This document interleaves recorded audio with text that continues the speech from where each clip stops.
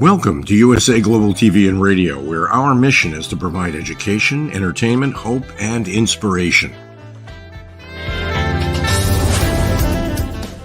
USA Global TV and Radio connects you with experts and audiences all around the world every single day to help you succeed in business and to live a richer life. Visit us at usaglobaltv.com to learn about career and life-changing training and mentoring programs like the Listening Mentor. Subscribe to our newsletter to stay informed about our special programs and offers. Discover how you can become a guest on one of our shows or a host or producer of a USA Global TV and Radio show of your very own. That's USA Global TV and Radio, where the doctor is always in.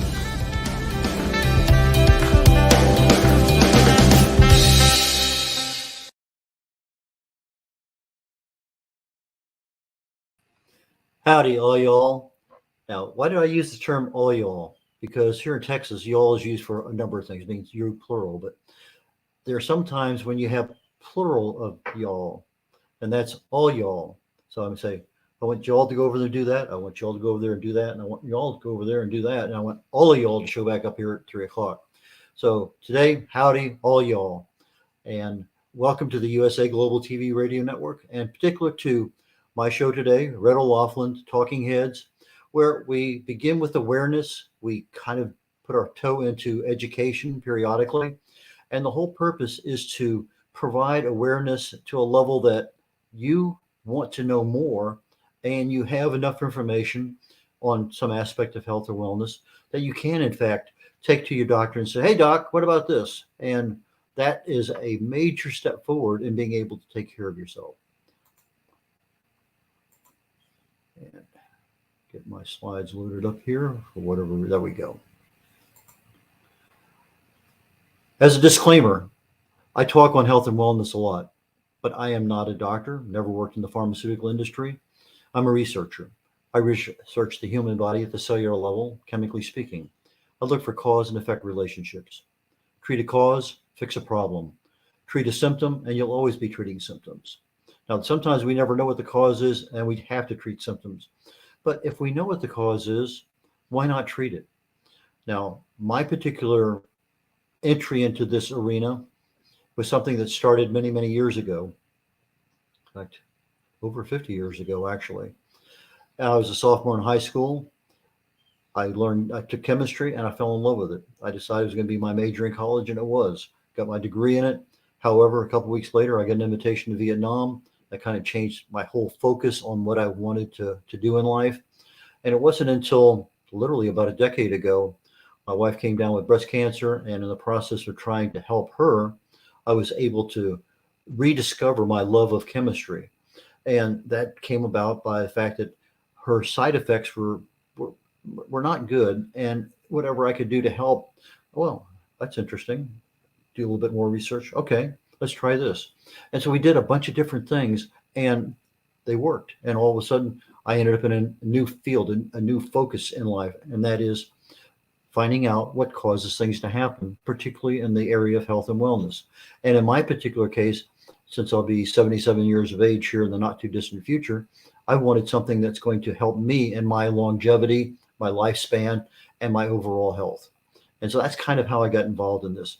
This is a 6-week program, and we've been talking about lifestyle and longevity. Now, most of us know what our lifestyle is. It's basically the way we live every day. It's the decisions we make to exercise, to go to sleep, to reduce stress, to eat certain foods, to do whatever we do on a daily basis. It becomes a habit. We wake up at a certain time, we go to work, we come home, whatever those things are, that's our lifestyle. And how does that fit into longevity? Well, the things we do every single day have some impact on the risk of various age-related diseases, the overall ability of us to do the things that we enjoy doing. You know, if I love to play golf, I don't want to be in a position where I have shoulder issues and I can't do that. That takes away some of my enjoyment. So we want to be able to be healthy, but we want to be able to do it in every aspect of our biological, our social, our psychological aspect of as we get older, we want to maintain those. So I'm paraphrasing from a mentor of mine way back when. And so you want a healthy, long life? Well, find out what the people who live to a nice, healthy old age and can do whatever they want to do, find out what they do. And then find out what the people who didn't make it that far or made it that far and didn't have the same quality of life, find out what they do and don't do that. Those are things that we do have the ability to talk to. Maybe somebody in your family, maybe somebody, a friend, a neighbor, a lot of things out there. Now, when we're talking about the last several weeks, we talked about how longevity and lifestyle are connected. I didn't want to get into deal saying, well, you got to eat right, you got to sleep right, you got to exercise. That's very common. Everybody knows that. We hear it all the time. But I wanted to go into a specific area of lifestyle from an awareness and education perspective that I think is super critical for us to understand why should we do things the way we do, as opposed to, well, number one, never knowing, but number two, now there's a reason why I want to do that, and this is what it is. So the first week, and you can find all this on the YouTube archive on the USA Global TV and Radio Network. Just go to YouTube, USA Global TV. There's playlists there. Go into, in this particular case, Talking Heads, and you can find all of these earlier ones. We've done, I'm going to say, probably 50 or so over the last year. But 6 weeks ago, I concentrated on human growth hormone. Yeah, told you what it was, why we have it, what happens when we get older. Same thing with telomere length. I'm going to touch on that very briefly today because it's super critical to one of the topics I'm talking on. Autophagy, a couple weeks ago. mTOR, again, another entire session on that. That's mammalian target of rapacin, in case you're wondering what that stands for. Last week, we talked on 4 things about longevity that you would never expect. One of them dealing with your grip strength, how hard you can actually hold on to something, the ability to actually lay on the floor, come to a sitting position, and then standing up. How many times do you have to touch something else or use your elbow, your hand, or whatever to get up? Those are all indicators. In fact, both grip strength and the ability to sit up, touching as few things as possible, are fantastic indicators of how old you're going to live. Again, same thing with having a purpose in life. And believe it or not, the ability to walk, and not just the walking, but it's how fast you walk, is a super critical predictor of how long you'll probably live. Today, we're going to cover 3 more choices. And so we're going to just jump right into those. I guess we're not going to jump right into them. What are some of the metrics of longevity? We talked about this the last couple of weeks. Our daily exercise, or how much we move, living with love, Thanksgiving, gratitude. Genetics, about a 5% chance of things in there. But ironically, parental longevity is probably a better predictor of many cases of how long you will live. Now, if your mother and father passed away and they're in their 50s, there's probably a reason why that happened. Cancer or some other disease, automobile accidents, we don't know. But if they lived into their 80s or 90s, chances are you may outlive them. But the big issue is you don't want somebody changing your diaper for the last 5 years of your life. You want to have a healthy lifestyle. Maintaining a healthy weight, alcohol, smoking, we all know these things, being hydrated all the time, getting quality sleep, and having a diet that provides the right nutrition. Those are things that, from a metric of longevity, I don't think anybody complains, but these are things that are out there all the time. And so why not learn something new that we can actually incorporate into our life? So today we're talking about senolytics. We're going to talk about FMD, fasting mimicking diet, and breathing. Yes, something we do every day. So jumping into senolytics. Senolytics is a study of drugs and nutrients that induce non-functioning cells to die. The term is when a cell dies or you cause it to die, it's called apoptosis. Now, when we learned about one of the 2 causes of aging being human growth hormone and telomere length, the telomere is at the very end of your DNA. It's wrapped around in a helix and tied together by that telomere. Every time the cell divides in 2, a little bit of that telomere is lost, and that determines the length of the cell. So when you get to the very end of that cell where the telomere comes up right touching the DNA, or just about, that cell is programmed to die. That's part of our life. However, What happens when it doesn't? Software glitch. It doesn't get the word. It continues to live, and some researchers now refer to them as zombie cells. These are old senile cells that should have died and didn't. However, because they're there, they get in the way. They get in the way of a lot of things. And they actually become a problem with us aging. They become a problem with disease. They allow disease that shouldn't be forming to form because they add extra inflammation at the cellular level. That is one of the first causes of any kind of disease forming in the body. You have inflammation, oxidative stress, toxins, radiation, just so many different things that can cause mutations at the cellular level. And when we add another one into that, the zombie cells that now shouldn't be there but are there, and they're increasing the inflammation, that becomes a problem. And as such, when we have a bunch of these senescent or zombie cells, they actually increase how old we look, the age of our cells, the age of our tissues, organs. Overall, our body's just continuing to age from the inside out. They also have an effect on cancer cells because when your senescent cells are not growing, cancer cells typically are, I'll talk about in the next slide, they're immortal. And so we expect cells to die. We expect autophagy, which is another topic we talked about a couple weeks ago, where the trash trucks and the recyclers come into the body and they touch every cell, open up the cell, get all the trash out, get all the garbage, recycle the stuff that needs to be recycled, close up the cell, move on to the next one. But when we have zombie cells in there, now I need not only the autophagy to take place on a regular basis, which we know is more dependent on time, how long has it been since the last time you ate, but also a factor of how much blood glucose, insulin in the body. And so there's things there that we can control. But when I look at cancer cells, they have a particular ability to live forever. But from a senolytics perspective, if I'm having a particular molecule that can go in there and flip the switch on a zombie cell and say, that's it, no mas, you're out of here, and you basically cause that cell to go away, to die by an outside force, not by internal software programming. That cell now is eliminated from the body. Well, if I'm going to do that to cancer cells, it doesn't work that way. Cancer cells have their own protection. But in the process of senolytics, the scientists have found out that there are some unique compounds out there, some unique things that we have access to every day of the week that can actually go into cancer cells and turn on senescence. They turn on the ability for that cell to no longer be immortal. They put a expiration date on the inside of that cell. And now you have, in addition to other cancer treatments, you now have the ability to help yourself with that kind of thing. So let's talk about what are some of these things we can do. So the senolytics are basically there to turn on, in the case of cancer cells, that senescent program, and to turn off the program that wasn't working in the other cells in the rest of our body. So naturally, we have several things out there, and I listed 3 or 4 of them there. Vitamin E, I'll get into some detail about that.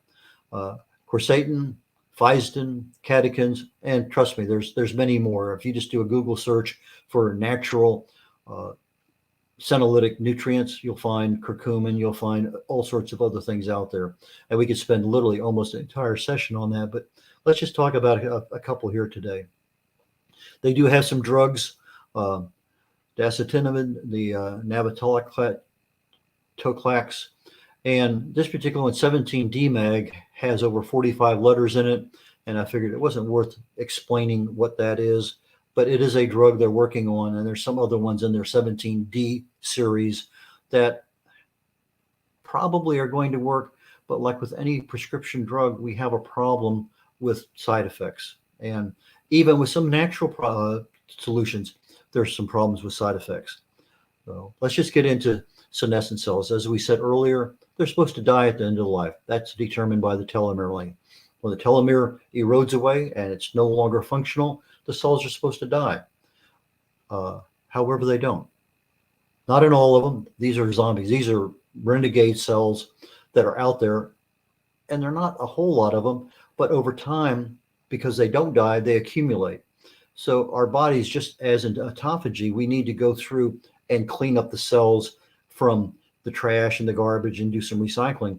We really need to go through the body and clean out the cells that aren't working. And in autophagy, sometimes if we go into it long enough, that helps. But there's things we can do on a daily basis that will help us get rid of them. Left to themselves, they trigger inflammation, they disrupt tissue function, the growth of other tissues are affected by it. And one of the things that really does work well, maybe too well in many cases, is vitamin E. Now, vitamin E is 8 different molecules. You have 4 tocopherols and 4 tocotrienols. Now, you have alpha, beta, gamma, and delta of the tocopherols, and alpha, beta, gamma, and delta of the tocotrienols. Well, they found out that gamma tocotrienol actually induces senescence into cancer cells. In other words, it turns on the end of life, the expiration date inside cancer cells. And that's just a typical vitamin that we can find now. I will admit that vitamin E is a difficult vitamin to find for most of us. There's no single food that has all 8 of them in there. It's not foods, well, nuts have a lot of vitamin E, but it's not something that we find in a lot of the things that we have. Now, if you want particularly on the gamma tocotrienol, that is something that you can buy in combination with all 8.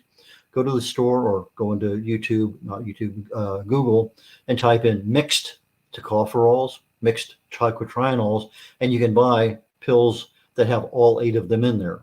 And that is the way I order them, because I want all 8 of them. One particular thing on the alpha tocotrienol, they found that if you have literally such a small amount in the brain, the chances of having stroke side effects when a person has a stroke, it eliminates a lot of it, because it causes the brain to trigger new blood vessels to open up and go around a blockage. So you're not sitting there starved of oxygen and end up having a lot of side effects from a stroke. But again, tocotrienol is something that we should have. But from our perspective here on Senolytics, a great one. They also noted that tocotrienols have the ability to address diabetes, metabolic syndrome, which is a major problem for most of us as we get older. Our guts get a little bit bigger. We start seeing high blood pressure. We start seeing, pre-diabetes. It's an issue that makes end of life not as enjoyable. It makes us highly risky of other things. So tocotrienols help with that significantly.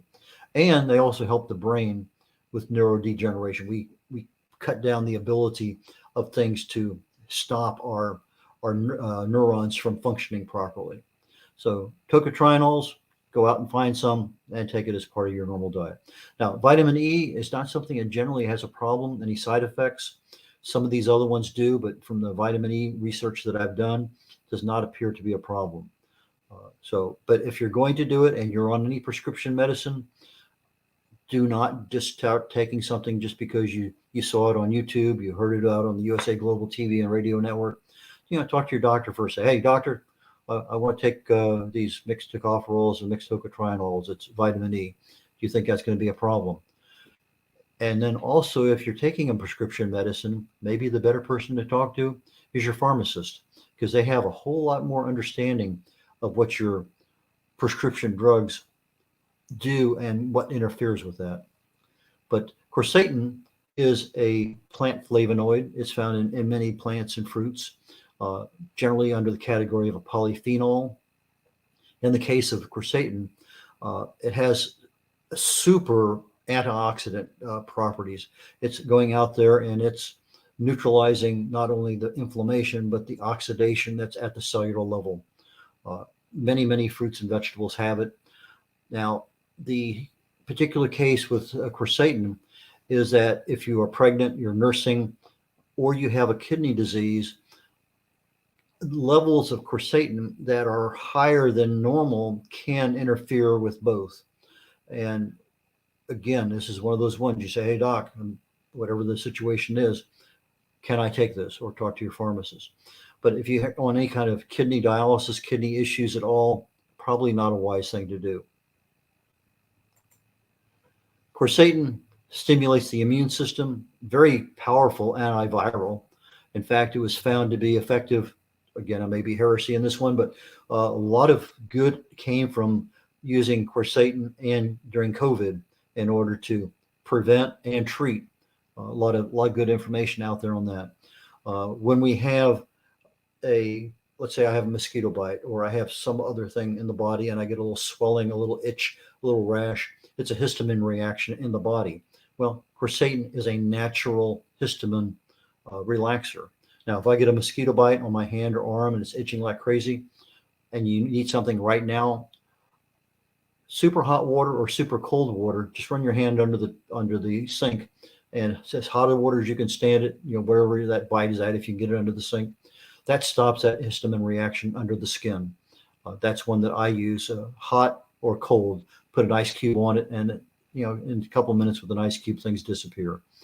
But it also decreases the inflammation causers in our body.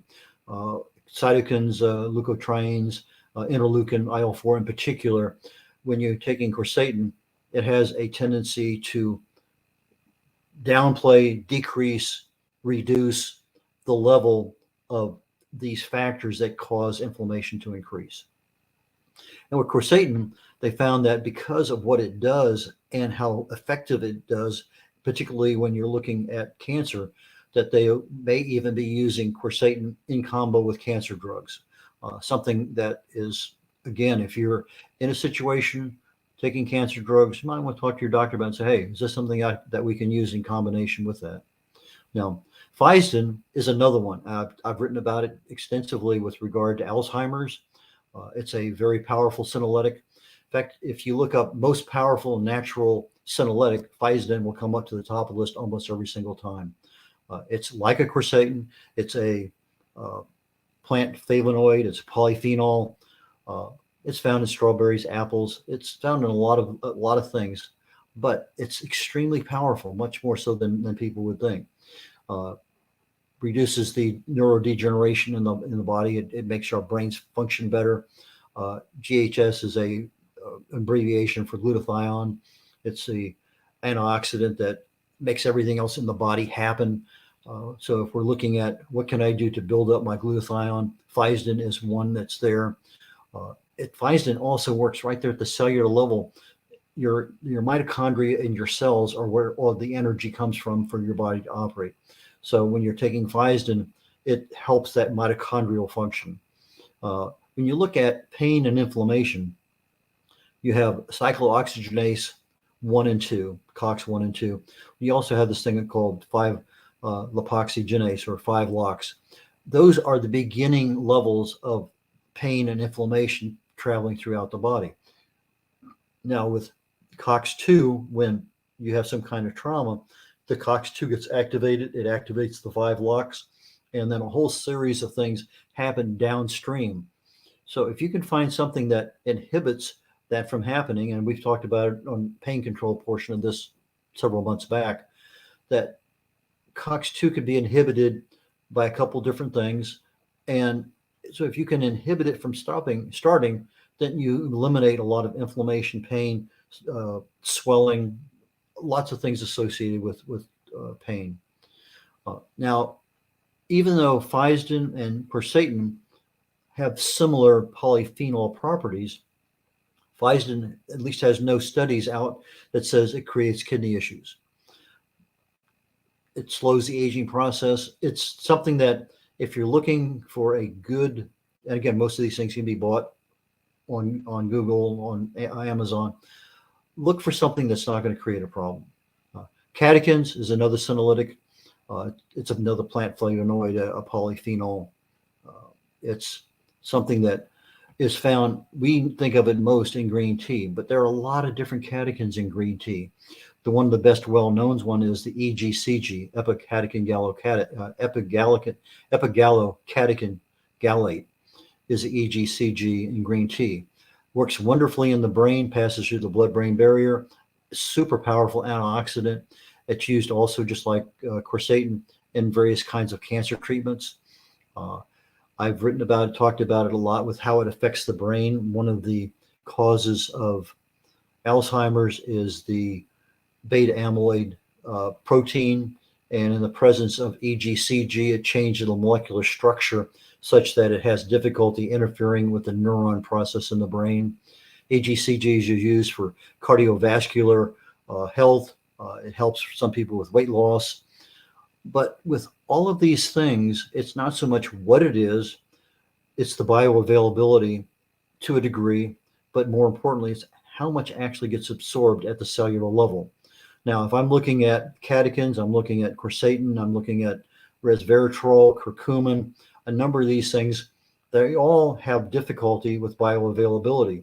You may take it and only get 3, 4, 5, 6, 8%. There are things that I can take with resveratrol, such as piperine, black pepper extract, curcumin, same thing. With these things, there are additives to that particular compound that will make it more bioavailable. And when it's more bioavailable, now it gets to more cells in the body. It's not taken up and used in the liver and processed out. You actually now have stuff getting into the bloodstream where it gets to the different organs and tissues. And now the cells have a chance to get to it. So just taking it doesn't guarantee that it gets to where it needs to go.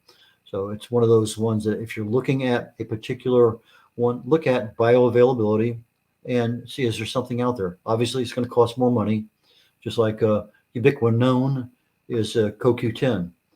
Ubiquinol is what's actually converted in the body. I go out and I buy CoQ10 and I may pay $10 for it. Well, the bioavailability of that CoQ10 may only be 8%.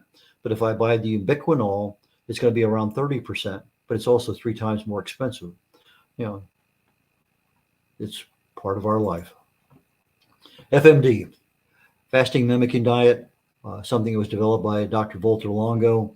I ran into him many years ago. It's why I do a 72-hour fast every month, because it causes the body to basically get rid of senescent cells, to get rid of non-functioning cells. But a fasting mimicking diet, you eat foods, but your body thinks you're fasting. And this is kind of for some people who can't fast because of various issues, FMD might be a possibility. Now, Walter Longo has a program called Prolon. He was the first guy to come out with this, and they sell you meals, and they basically last for 5 days. These are almost like a 5-day fast.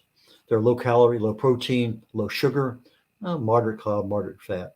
But he's developed it such that you can get it. And what they found, even on a 5-day fast, that you can even start resetting some of the beta cells in your pancreas and actually make your insulin response far, far better.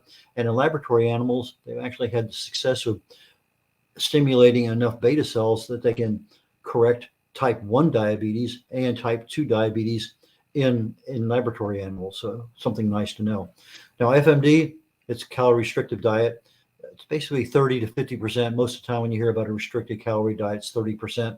But in this particular case, it goes a little bit more. On day 1, 1,000 calories, consisting of 10% protein. This is all plant-based, So 10% protein, a little over 50% fat, a little over 30% carbs. But on days 2 through 5, you cut out 30% of that 1,000 calories, and now you're down to the same. And these are, I've rounded these numbers off, down to 10% protein and about half and half of fat and carbohydrates. Again, these are all plant-based. Now, the FMD benefits, the same thing you get with intermittent fasting. Generally, a reduction in your blood pressure. It removes brain fog, increases fat burning. It does change your hunger trigger. Sometimes people, because they're fasting, have hunger more than others, but over time you find that goes away. And in this particular case, because of the way they structure the diet, you're leaning into a keto-based system by day 3. Autophagy is one of the ones that becomes a benefit. And again, some people have the same problems with normal fasting that they would with FMD, because it's like your body's fasting, but you're actually eating food. Again, as always, talk to your doctor if you're going to take it on. They do not recommend it if you're pregnant or you have some kind of eating disorder. That is something that they strongly recommend against. Breathing. Yeah, everybody knows how to breathe. But if you're breathing and you're breathing for health, it's a different kind of breathing. It's a slower breathing. It's nose breathing. It's something that we slow the process down. We do it from our diaphragm. And when we're doing it properly, it slows our heart rate down. It improves our circulation. It actually gets more oxygen throughout the rest of the body. And when you're breathing through your mouth, you're not getting as good oxygen flow. You may think so, because I could take in a whole lot more, but I'm not getting the factors. There's 30 different things that the nose does when we're functioning properly. And one of those things is to get that oxygen into the system a lot more. And just breathing by the mouth, you're not getting that same oxygen circulation that you do by breathing through your nose. Reduces stress, hormones of the cortisol and stuff. Now, slow breathing, we're talking about 5-6 breaths a minute. Now, they've noticed that people who do breathe properly live a lot healthier life, a lot less disease. And close up here. If you don't own an oximeter and you survive COVID, might be a worthy investment to get, because that's one of those ones that if you put it on your finger, that little thing, it clamps onto your finger when you go into the doctor's office, and it measures your pulse and measures your blood oxygen rate. They say anything below 94% consistently, yeah, contact your doctor, go to the hospital. But if you're measuring your blood oxygen and it's at 98, 99%, that's what you want. So when you're breathing properly, you're going to see that thing, even up to 100% sometimes. There's a lot of breathing tests. Just go into Google, and there's so many different kinds of breathing tests, a lot of different kinds of breathing equipment. I strongly recommend pranayamas. These are your Eastern philosophy breathing methods, left nostril, right nostril, a whole bunch of different ones. YouTube has some great videos on that. Just follow along. Emotional freedom techniques is another way to learn how to breathe properly. Believe it or not, TED Talks, I've watched a couple of them in preparation for this presentation today. There are a lot of good techniques on how to breathe properly for healthy end of life aging, how to keep that going. There is a single breath count where you take a big deal and you start counting 1, 2, 3, 4, 5, 6, 7, 8, 9, 10, 11, 12, and you count as far as you can go. And believe it or not, I think the world record is like 306 on one single breath of air, counting consistently without taking a second breath. You can see it on YouTube. But the longer you can count on one single breath of air is a very good indicator of how good a breather you are. If you can't get past 50, speaking in a normal voice, 1, 2, 3, 4, 5, you might want to consider doing some kind of remedial breathing. Again, lower diaphragm, breathe through the nose, close the mouth. Wrapping things up here, I can be reached at red@redolaughlin.com. My website, redolaughlin.com, red like the color, R-E-D, O'Laughlin, O-L-A-U-G-H-L-I-N is my website, redolaughlin.com, R-E-D, O-L-A-U-G-H-L-I-N.com. I have one book called No Matter What You Can Do It, found on my website or on Amazon. It talks about the subconscious brain. How do you talk to something that controls 95% of everything you do every day? The Joy of Ageless Health talks about the primary causes of disease and what you can do about it. That starts at the cellular level. This is that inflammation, the oxidative stress, the toxins and things. Longevity Secrets for Healthy Aging talks about the 2 primary causes of aging, your human growth hormone, how do you get more of it, the telomere length, what can you do to shorten the loss of the erosion of the telomere length. And my latest book out just this past month, Understanding the Causes of Alzheimer's Disease. Those are all available. And again, if you need to see when you want to see an older version of Talking Heads, please go to USA Global TV and Radio Network and YouTube. Click on it, at the playlist, go down to Talking Heads, and you can find just about anything you want there. So Dr. Jacqueline, again, thank you very much and enjoyed today. And I do not know what next week's topic is going to be, but I'll introduce it and everybody will know shortly. Thank you.